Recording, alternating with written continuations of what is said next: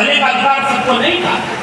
और कुछ ही साल बीते थे 1848 में, जब ज्योतिबा फूले जो माली समाज से आते थे, ओबीसी के लोगों को पता ही नहीं होता। हमारे महापुरुषों को तो दलित समाज के लोग आगे बढ़ा करके बताते हैं कि भाई ओबीसी समाज के लोग आप भी जानो कि आपके महापुरुष कौन। ये तो हम बात के लिए अपने पूरे अपने शेड्यूल कास्ट कम्युनिटी के लोगों को धन्यवाद देते हैं। और याद रखना, उत्तर भारत में इन महापुरुषों को ले आने का काम एक शख्स ने किया था आजाद भारत में, जिनका नाम था मान्यवर कांशीराम। उन्होंने इन तमाम बचाई महापुरुषों को उत्तर भारत तक ले आने और पहुंचाने का काम किया। इसलिए हम मान्यवर कांशीराम के उस भूमिका को हमेशा याद करते हैं। छत्रपति शाहू जी महाराज को यहाँ पहुंचाया।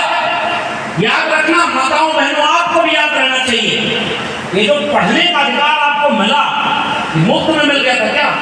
अभी एक फिल्म आई थी फूले, कितने लोगों ने देखी? जरा हाथ उठाना।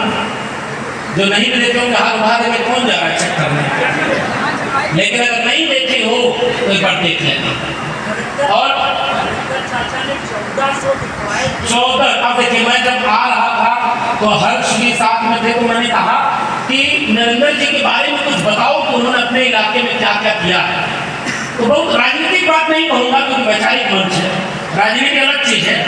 इन्होंने बताया कि इस इलाके में शिक्षा के लिए जितने विद्यालय और अस्पताल खोलने का काम नरेंद्र जी ने किया, इतना इस इलाके में और किस दूसरा किसी ने नहीं किया। ये बात मैं कह रहा हूँ। स्कूल कॉलेज विश्वविद्यालय के लिए हम इनको बधाई देना चाहते हैं।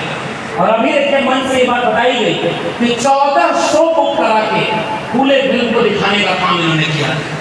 और जब लखनऊ में हमारे मंच पर आने वाले थे डॉक्टर आशुतोष वर्मा, उन्होंने भी लखनऊ में पूरा शो बुक करा के फिल्म दिखाने का काम किया।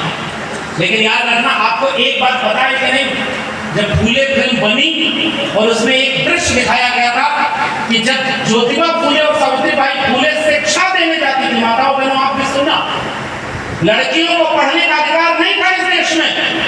जो कहते थे कि सोने की चिड़िया है, हमारा देश सोने की चिड़िया विश्व गुरु है, उनसे जाके पूछना, अगर लड़कियों को पढ़ने का अधिकार था तो सावित्रीबाई फूले को जब स्कूल पढ़ाने जाती थी तो उनके ऊपर गोबर, मैला और कचरा फेंका क्यों जाता था? ज्योतिबा फूले को अपने घर से निकाला क्यों गया? और कूड़े और भिड़े वाला के दीवारों पर बड़े बड़े पोस्टर लगा दिए गए कि ये जो ज्योतिबा फूले और सावित्रीबाई फूले हैं, ये धर्म के खिलाफ काम कर रहे हैं। काम बोलकर सुनिएगा, धर्म के खिलाफ काम। कौन सा? शिक्षा देना। समझ रहे कि नहीं? इतिहास बोल रहा हूं, 2-4 मुकदमा हो चुका है। और उत्तर प्रदेश में बोलने का एक मेडल जरूर ये होता है कि कभी भी आपके ऊपर मुकदमा हो सकता है। हर चीज मुकदमा सबसे ज्यादा देश में कहीं हो रहा है तो उत्तर प्रदेश में हो रहा है। लेकिन उत्तर प्रदेश के मुख्यमंत्री से मैंने कुछ सीखा हो न सीखा हो, एक बात जरूर सीखी है, कितना भी संगीत धाराओं में मुकदमा तुम्हारे ऊपर हो, अपना राज ले आओ और जब मुख्यमंत्री बन जाओ तो अपना सारा मुकदमा वापस करा लेना और डिप्टी सीएम का भी मुकदमा वापस करा। क्योंकि हम गलत नहीं बता रहे, इतिहास बता रहे हैं। तुम्हारा कैसा धर्म जिसमें दलितों को शिक्षा देने के लिए तुम गोबर फेंक रहे थे, तुम कचरा फेंक रहे थे, तुम सावित्रीबाई फूले के ऊपर 2 साड़ी लेकर के स्कूल जाती थी पढ़ाने के लिए।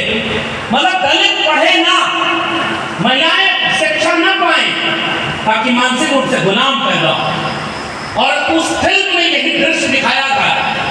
तो वहां के समाज, वहां के कुछ लोगों ने कहा कि हमारा अपमान हो रहा है और उन्होंने उस फिल्म पर कैंची चलवाई। आपको पता है सेंसर बोर्ड ने उस फिल्म पर कैंची चला के बहुत सारे दृश्य बदलवा दिए, बहुत सारे डायलॉग चेंज करा दिए। आप रोक पाएंगे? जरा अपनी भी आलोचना सुनना। और जो नीरज भाई जितनी बात कह के गए, मैं दोहरा इसलिए रहा हूं कि इसको आचरण में ले आना। हमारी जाति की संख्या ज्यादा है तो जितने यादव जी लोग होते हैं उनको लगता है कि हमारा कौन शोषण करेगा। कुर्मी समाज के लोग होते हैं उनको अलग गुमान, जो कुशवाहा बरादरी के उनको अलग गुमान, और जिनकी तादाद कम है उनको झूठ बोल करके, उनको बरगला करके, उनको मंच दे करके उनको आप अपने से खिलाफ बनाए। जरा बताओ कि आपके महापुरुषों का जब अपमान हुआ तो आप कितना उसका बदला ले पाए या कितना रोक पाए? फूले फिल्म पर कैंची चल गई, असली इतिहास भी आपको नहीं बताने दिया गया। और ज्योतिबा फूले ने शिक्षा की जोत जलाई थी, पढ़ाई के लिए विद्या बिना मती गई, मती बिना गति गया, गति बिना वित्त गया, वित्त बिना शूद्र गए, और एक अविद्या में जाने कितने अन्याय अत्याचार कर दिए। हमारे महापुरुषों ने हमारे हाथ में हथियार